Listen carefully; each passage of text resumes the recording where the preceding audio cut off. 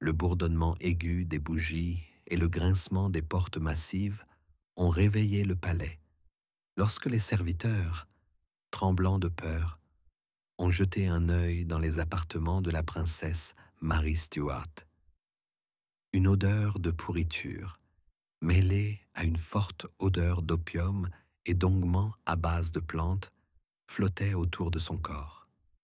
Son clitoris avait été coupé, selon les journaux intimes, laissant la princesse dans un état d'humiliation totale et une douleur qui lui transperçait chaque fibre de son être.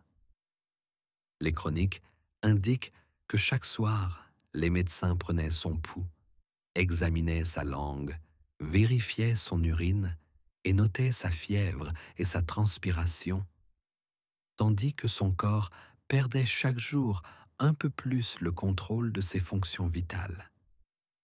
Des sangsues étaient placées sur ses cuisses et ses fesses pendant un quart d'heure. Des saignées en petite quantité étaient pratiquées 2 fois par jour et des cautérisations ponctuelles étaient effectuées sur ses bras et ses jambes afin d'éliminer les toxines.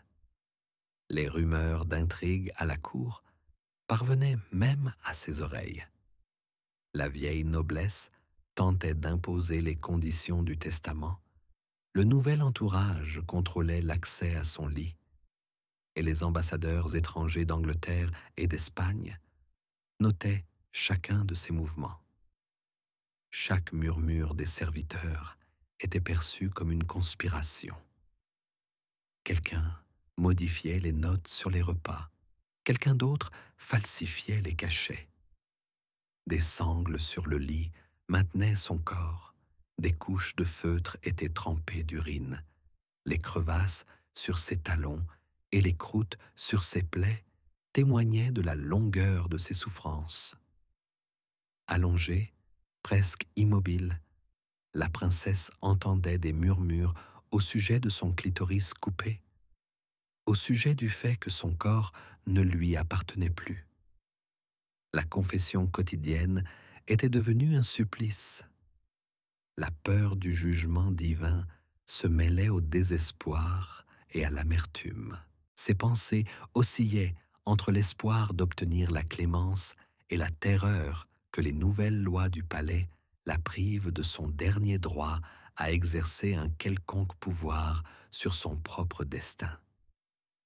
Chaque soir, on changeait ses compresses d'herbe toutes les heures. On lui donnait des remèdes à base d'opium à l'aube et 2 cuillères de sirop de pavot avant de se coucher.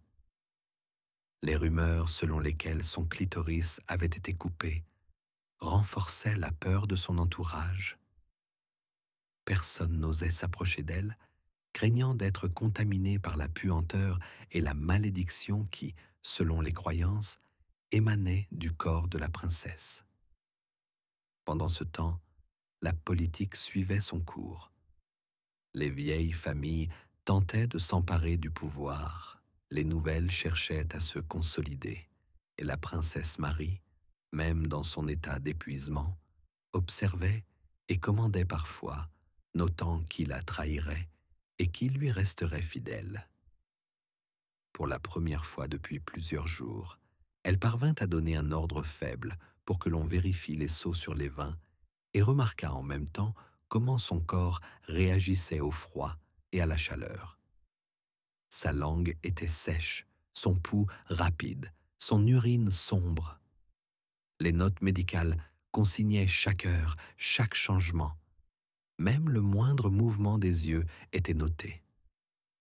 Les serviteurs parlaient de son épuisement, de la douleur et des brûlures constantes que lui causaient son clitoris et son vagin, désormais privés de leur protection naturelle.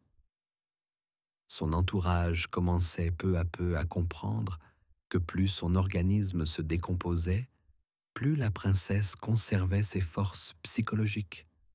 Elle voyait, entendait, ressentait encore les trahisons et les complots, même lorsque son corps la lâchait.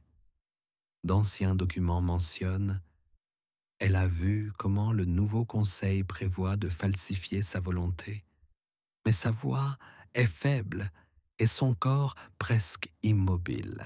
Ce sont précisément ces premières semaines où les souffrances commençaient à s'intensifier, qui ont constitué la phase préparatoire à la dégradation qui allait suivre, morale, physique et politique. Chaque jour, chaque procédure, chaque murmure des serviteurs composait le tableau d'une agonie implacable, où le clitoris et le pénis, privés de protection, symbolisaient non seulement la douleur personnelle, mais aussi la vulnérabilité de son pouvoir que personne n'osait encore lui retirer complètement. Le corps de la princesse Mary Stuart continuait à subir une transformation douloureuse, se transformant en un récipient où chaque cellule criait de douleur. Les serviteurs notaient dans leurs journaux que la peau autour du clitoris coupé s'enflammait et se couvrait de plaies d'où suintait un liquide à l'odeur âcre. L'humidité s'écoulait sur les couches de feutre, les imprégnant et laissant des taches sur le linge de lin. Les callosités sur les talons se fissuraient, provoquant une douleur aiguë à chaque mouvement, et les ongles des mains se détachaient, laissant apparaître une peau couverte de petites plaies et d'écorchures. Les rapports médicaux indiquaient poules instables, langue sèche et recouverte d'un enduit blanc, urine brun foncé, sueur collante et à l'odeur aigre, fièvre imprévisible, montant parfois jusqu'à 43 degrés, puis redescendant à 37 et corps tremblant de frissons. Chaque matin, les médecins pratiquaient des saignées en petite quantité. Une once de sang prélevée dans la veine du coude et autant dans les doigts. Des sangsues étaient placées sur la face interne des cuisses et des fesses pendant 15 minutes, et certaines ulcérations sur les bras et les jambes étaient cautérisées ponctuellement. Des pommades à base de goudron, d'herbe et de miel étaient appliquées 3 fois par jour. Des remèdes à base d'opium étaient administrés à l'aube et 2 cuillères de sirop de pavot étaient données avant le coucher. Des compresses à base d'herbe étaient appliquées pendant 1 heure, puis changées toutes les 30 minutes. Les médecins prenaient toutes les heures le pouls, la température, l'urine, la couleur de la langue, l'odeur de la sueur. Ils notaient que vers le soir, la princesse perdait connaissance. Une tache vagabonde apparaissait dans ses yeux, son regard devenait trouble, mais elle écoutait encore les chuchotements des serviteurs, sentait chacun de leurs regards, chacun de leurs pas. L'atmosphère politique autour de la princesse était aussi cruelle que ses souffrances. La vieille noblesse rendait compte de chacun de ses mouvements. Les nouveaux courtisans étudiaient les notes sur les procédures afin de contrôler l'accès à son corps et le flux d'informations. Les ambassadeurs d'Angleterre et d'Espagne notaient tout. Qui entrait dans ses appartements, qui goûtait ses plats, qui observait les procédures avec l'opium et le sirop de pavot. Toute ingérence était considérée comme une atteinte à sa volonté. La moindre négligence de la part des serviteurs pouvait déclencher une tempête de colère, même si son corps s'éteignait lentement. La confession quotidienne était devenue un rituel terrifiant. Elle éprouvait un sentiment de culpabilité et de peur devant Dieu, tout en souffrant d'une douleur incessante. Les serviteurs notaient qu'elle pleurait lorsqu'elle parlait de son clitoris, du fait qu'elle était privée d'une partie de son corps symbolisant sa féminité et son pouvoir. Malgré cela, Marie conservait sa force morale. Elle ordonnait de continuer à surveiller les intrigues de la cour, dictait des modifications à son testament, même lorsque les voix des serviteurs lui semblaient traîtresses et que son visage était couvert de taches de sueur et de plaies purulentes. Au fil du temps, des hallucinations apparurent. La princesse entendait des conversations à son sujet alors qu'il n'y avait aucun serviteur à proximité.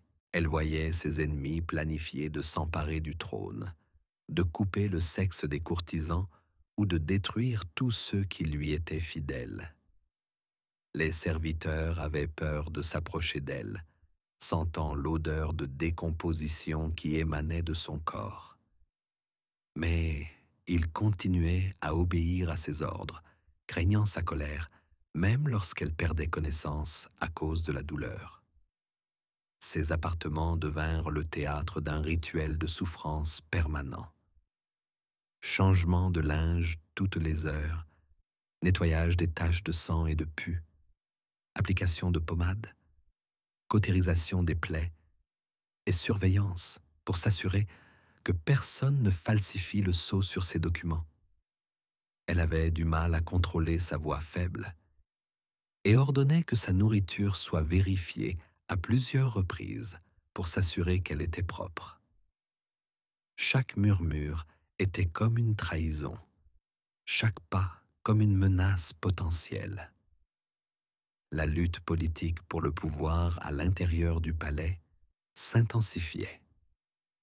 Les vieilles familles tentaient d'obtenir de l'influence, tandis que le nouvel entourage surveillait chacun de ses mouvements.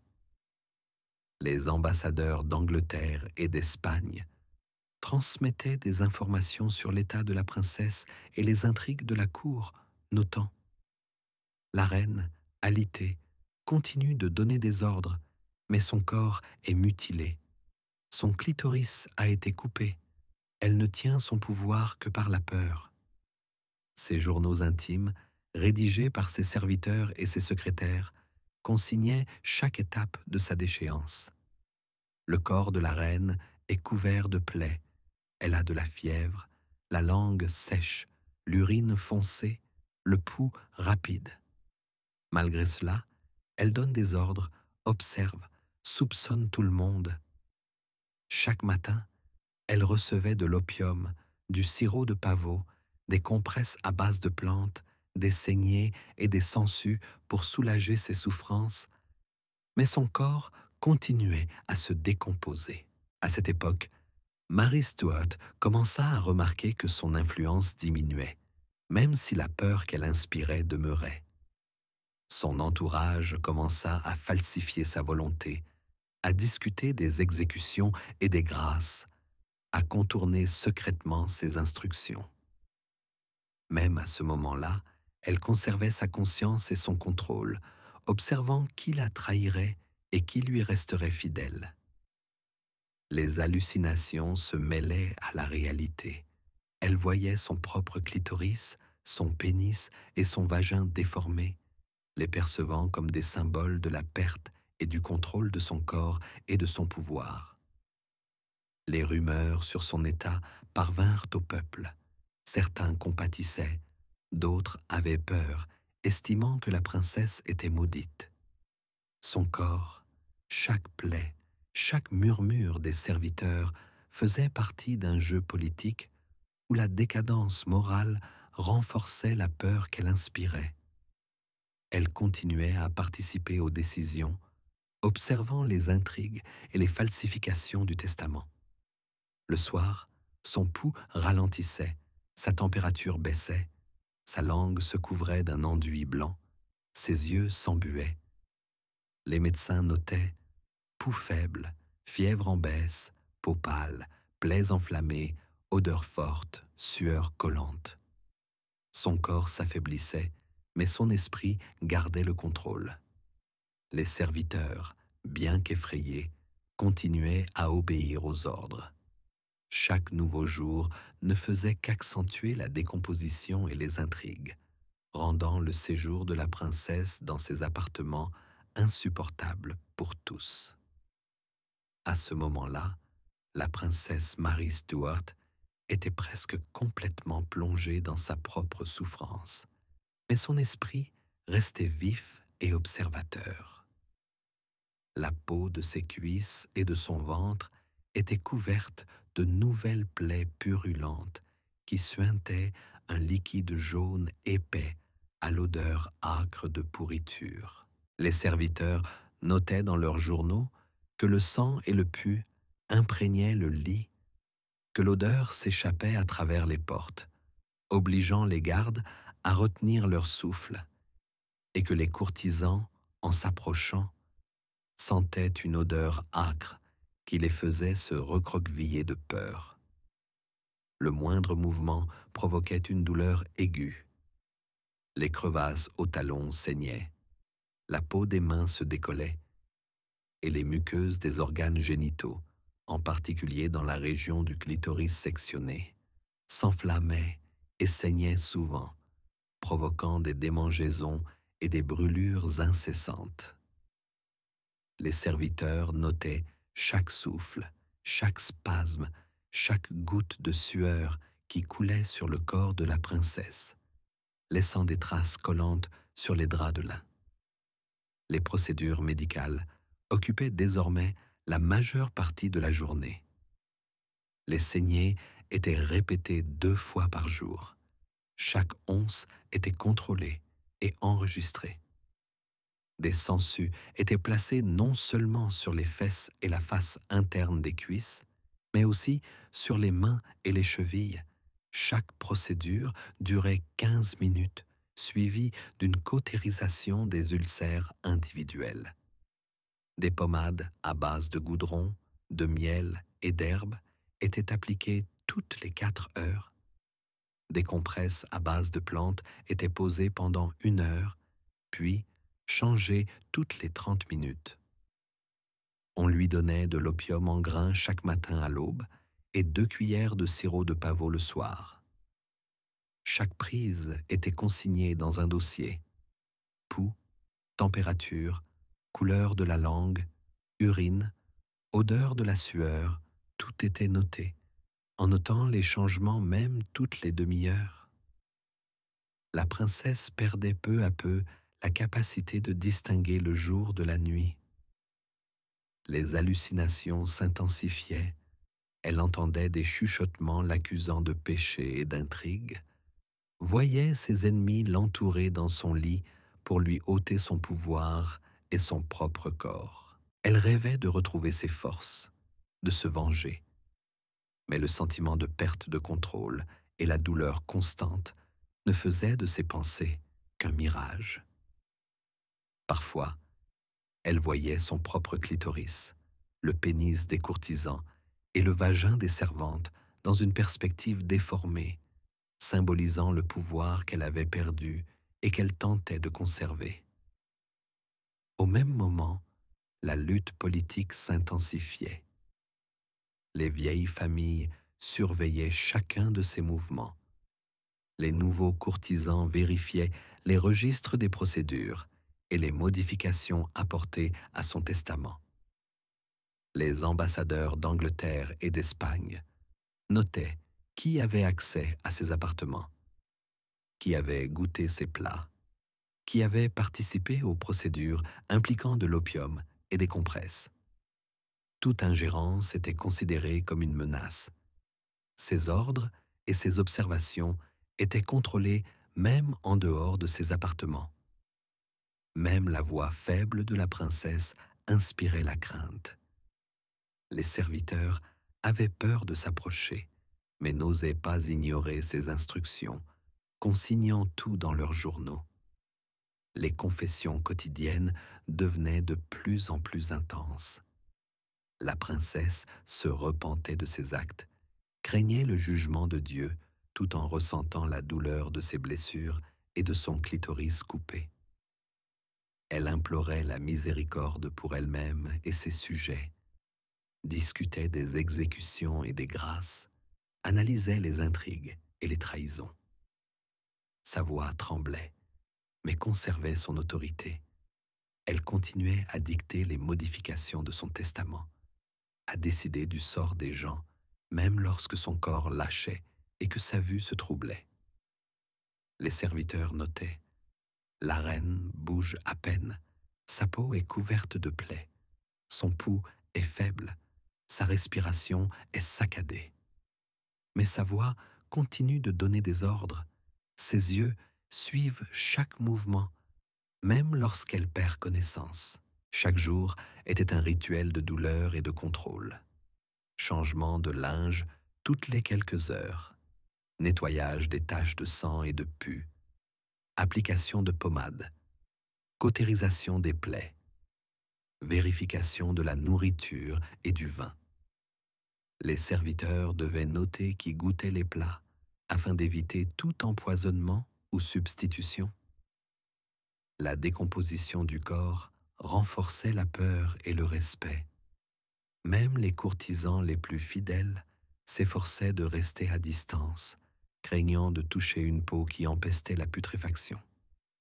Ils obéissaient aux ordres, mais contournaient secrètement les interdictions, falsifiaient les registres, modifiaient les résultats des analyses. Chaque murmure ou pas autour du lit était perçu comme une menace. La princesse Mary Stuart avait encore la capacité d'observer, de contrôler et de donner des ordres. Chacun de ses gestes, chacune de ses paroles influençait la situation politique. Les vieilles familles se disputaient l'influence, le nouvel entourage tentait de manipuler l'information. Les ambassadeurs consignaient chaque fait. Les hallucinations renforçaient la peur. Elle voyait son propre clitoris, le pénis des courtisans et le vagin des servantes comme des symboles de pouvoir et de perte, lui faisant ressentir à la fois une douleur morale et physique. Chaque jour, son état s'aggravait, des plaies purulentes se propageaient, sa température et son pouls fluctuaient, ses talons fêlés saignaient, les plaies sur ses mains et son visage s'agrandissaient. Les procédures prenaient de plus en plus de temps. Saignée, sangsue, cautérisation, compresse, opium et sirop de pavot, tout était consigné en notant les changements au cours de la journée. Malgré leur peur et leur dégoût, les serviteurs continuaient à accomplir les rituels, notant les moindres détails pour les chroniques futures. Les intrigues atteignirent leur paroxysme. La vieille noblesse tentait d'influencer le testament. Le nouvel entourage cherchait une faille. Les ambassadeurs attendaient le signal pour intervenir. Mary Stuart, malgré sa déchéance physique, conservait le contrôle par la peur et la surveillance. Elle voyait tout, la falsification de documents, les réunions secrètes, les chuchotements sur son sort. Chaque mouvement et chaque mot était consigné, et même dans son agonie, elle pouvait dicter les conditions qui lui permettaient de conserver son influence. Les rondes nocturnes et les réunions de la garde devinrent dangereuses. Les gardes avaient peur de toucher le corps, mais ils étaient tenus d'obéir aux ordres. Chaque murmure dans les couloirs était perçu comme une conspiration. Les serviteurs notaient dans leurs journaux: la reine voit tout, entend tout, bien que son corps soit presque immobile, que le pus et les plaies se propagent, que son clitoris ait été coupé et que la douleur soit incessante. Avec le temps, la peur de la mort, du jugement divin et de la perte du pouvoir devint une compagne permanente. Son corps et son esprit perdirent peu à peu leur synchronisation.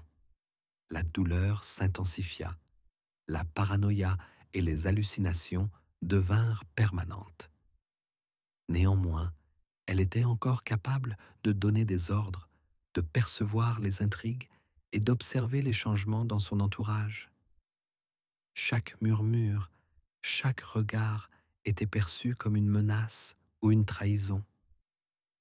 Cette phase de souffrance prépare le terrain pour le déclin final, lorsque le corps sera presque entièrement décomposé et que le pouvoir de Mary Stuart commencera à perdre de son influence, malgré le contrôle qu'elle conserve. Les hallucinations, la douleur et les rituels créent une atmosphère de terreur dans laquelle les intrigues politiques et les souffrances personnelles s'entremêlent à l'extrême. Mary Stuart, au bord de la déchéance physique et mentale totale, perdait peu à peu le contrôle de son corps. Des ulcères purulents sur la face interne des cuisses et le ventre s'agrandissaient, exsudant parfois un liquide épais à l'odeur nauséabonde. Des traces de sang et de puces imprégnaient ses sous-vêtements, ses draps et ses serviettes en feutre, et l'odeur se répandait dans les pièces, obligeant les gardes et les courtisans à retenir leur souffle et à s'approcher avec prudence. Chaque souffle, chaque spasme convulsif était consigné par les serviteurs qui tenaient des journaux, notant les détails avec une précision d'une demi-heure. Les procédures médicales occupaient désormais presque toute la journée. Des saignées étaient pratiquées 2 fois par jour, chaque once étant rigoureusement enregistrée. Des sangsues étaient placées sur les fesses, la face interne des cuisses et les mains pendant 15 minutes. Les ulcères étaient cautérisés plusieurs fois par jour. Des pommades à base de goudron, de miel et d'herbes étaient appliquées toutes les 4 heures. Les compresses à base de plantes étaient changées toutes les 30 minutes. De l'opium était administré en grains à l'aube et 2 cuillères de sirop de pavot étaient données chaque nuit. Les médecins notaient en détail le pouls, la langue, l'urine, la fièvre, l'odeur de la sueur, la couleur et l'état des plaies.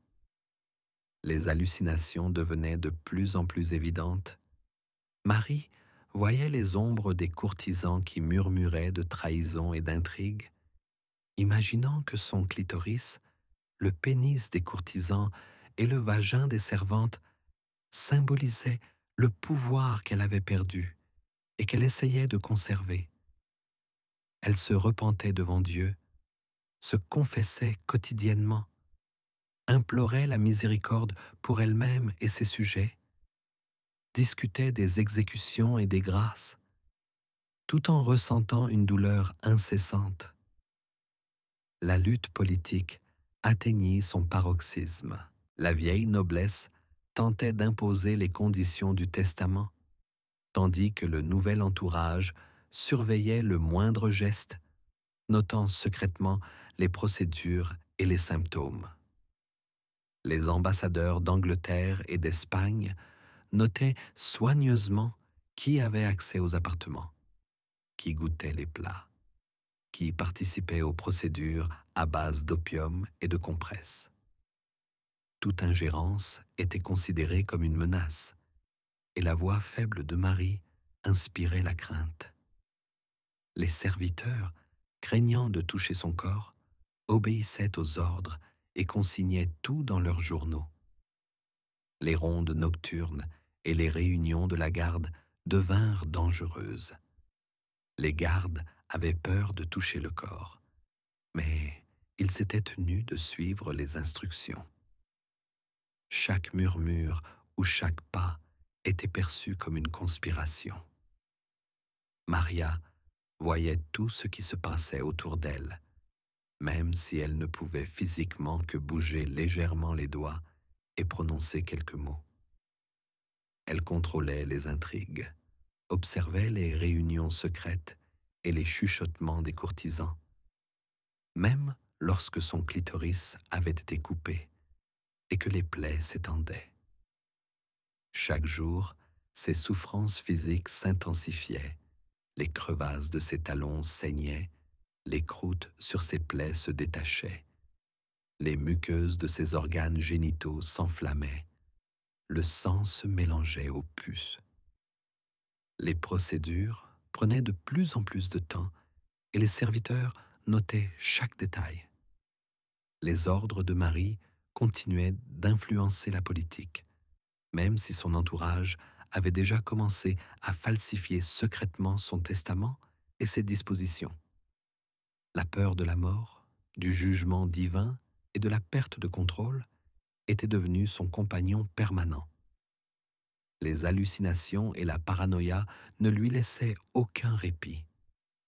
Elle voyait son propre clitoris, le pénis des courtisans et le vagin des serviteurs comme des symboles de pouvoir et de perte. Malgré une décomposition physique presque totale, Marie continuait à dicter ses conditions, à observer les changements et à contrôler la situation politique. Les serviteurs écrivaient: La reine bouge à peine, sa peau est couverte de plaies, son pouls est faible, sa respiration est saccadée, son clitoris a été coupé et la douleur est incessante. Mais ses yeux surveillent, sa voix ordonne et tout autour d'elle obéit. Les hallucinations renforçaient son sentiment de trahison. Chaque murmure ou chaque pas était perçu comme une menace, mais malgré sa peur, Marie conservait encore son influence. Les jours se confondaient avec les nuits. Douleurs et procédures, hallucinations et intrigues politiques s'entremêlaient. Elle continuait à suivre les changements, à vérifier les registres, à voir les tentatives de falsification du testament et les négociations secrètes. Malgré sa dégradation physique, l'influence de Mary Stuart ne faiblissait pas, même si la peur et le dégoût des courtisans grandissaient. Chaque jour, les plaies purulentes s'étendaient, la température et le pouls fluctuaient, les crevasses aux talons saignaient, les croûtes se détachaient. Les saignées, les sangsues, les cautérisations, les compresses, les pommades et les potions à base d'opium occupaient toute la journée. Les serviteurs notaient les moindres changements, enregistrant chaque souffle et chaque convulsion. Les intrigues atteignirent leur paroxysme. La vieille noblesse tentait d'imposer son testament. Le nouvel entourage manipulait l'information. Les ambassadeurs consignaient chaque fait. Les hallucinations s'intensifiaient. Marie voyait son propre clitoris, le pénis des courtisans et le vagin des serviteurs, symbolisant le pouvoir et la perte. La peur de la mort et du jugement divin l'accompagnait chaque jour. Les souffrances physiques s'intensifiaient, la paranoïa et les hallucinations devenaient permanentes. Elle pouvait encore donner des ordres, voir les intrigues et observer ce qui se passait autour d'elle. Chaque murmure était perçu comme une menace ou une trahison. Cette étape prépare le terrain pour la déchéance finale, lorsque le corps sera presque entièrement détruit et que le pouvoir de Marie commencera à perdre de son influence. Les hallucinations, la douleur et les rituels créent une atmosphère de terreur dans laquelle les intrigues politiques et les souffrances personnelles s'entremêlent à l'extrême, renforçant la dynamique de la souffrance et du pouvoir. Les dernières semaines de la vie de Mary Stuart se sont transformées en une succession ininterrompue de douleurs, de peurs et de trahisons. Son corps était presque entièrement mutilé, des plaies purulentes sur les cuisses, le ventre et les fesses s'étalaient, des crevasses aux talons saignaient, les muqueuses des organes génitaux étaient enflammées et couvertes de croûtes. Son clitoris avait été complètement sectionné et la douleur causée par l'intervention et les infections qui s'ensuivirent était accompagnée de convulsions incessantes. Elle percevait le pénis des serviteurs et le vagin des courtisanes comme des symboles de pouvoir et de trahison. Même dans l'agonie, ces hallucinations ne la quittaient pas. Les procédures duraient presque toute la journée. Des saignées étaient pratiquées 3 fois par jour, chaque once étant soigneusement consignée dans des registres. Des sangsues étaient placées sur les fesses, la face interne des cuisses et les mains pendant 20 minutes. Des cautérisations étaient pratiquées sur les zones touchées et des pommades à base de goudron, de miel et d'herbes étaient appliquées toutes les 3 heures. Les compresses à base de plantes étaient changées toutes les 15 minutes.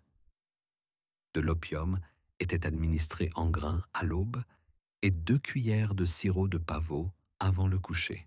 Les médecins notaient quotidiennement le pouls, la fièvre, l'odeur de la sueur, la couleur des plaies et l'état de l'urine. Son entourage avait peur de la toucher. Les gardes, les courtisans et les serviteurs s'approchaient avec prudence. Beaucoup retenaient leur souffle pour ne pas sentir l'odeur de pourriture. Ils recopiaient les notes sur les repas, changeaient les seaux et veillaient à ce qu'aucun étranger n'ait accès aux appartements.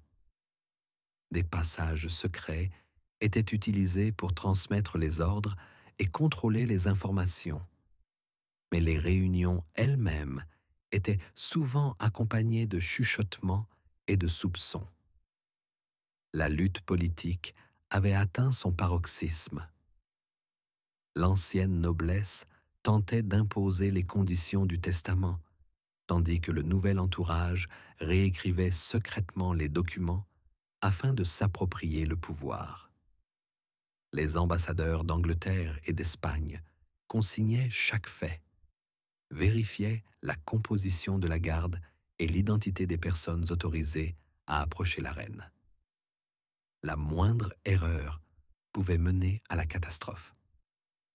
Marie, bien qu'à l'agonie, conservait son influence, dictant ses conditions, orchestrant les intrigues et contrôlant le déroulement des procédures. Les confessions quotidiennes devinrent un rituel non seulement pour apaiser sa conscience, mais aussi pour évaluer la loyauté de ses serviteurs. Elle se repentait devant Dieu, implorait sa miséricorde et son pardon, discutait des exécutions et des grâces, tout en souffrant sans relâche de ses blessures physiques. Les hallucinations continuaient de s'intensifier. Elle voyait des corps symboliques, un clitoris, un pénis et un vagin comme des manifestations de pouvoir, de trahison et de perte de contrôle. Les nuits étaient particulièrement difficiles. Les convulsions et les douleurs s'intensifiaient et les hallucinations devenaient presque permanentes. Le moindre mouvement, le moindre murmure ou pas était perçu comme une conspiration. Elle bougeait à peine les doigts, mais pouvait encore donner des ordres ou diriger les actions de la cour. La peur et le dégoût de son entourage se mêlaient à leur obéissance. Au cours des derniers jours, Marie a presque complètement perdu la vue et l'ouïe. Son corps ne lui obéissait plus et sa voix était devenue saccadée. Malgré cela, elle essayait de contrôler la situation politique, de diriger la préparation de son testament, de surveiller les courtisans et leurs actions. Son agonie était à son paroxysme. Son corps était presque entièrement détruit et seule sa conscience retenait les derniers vestiges de son pouvoir. La mort survint après une longue agonie. Le dernier jour fut consigné dans les journaux intimes des serviteurs. La reine ne levait pas la tête. Son pouls était imperceptible. Sa respiration était saccadée. Son corps était épuisé. Son clitoris était complètement sectionné.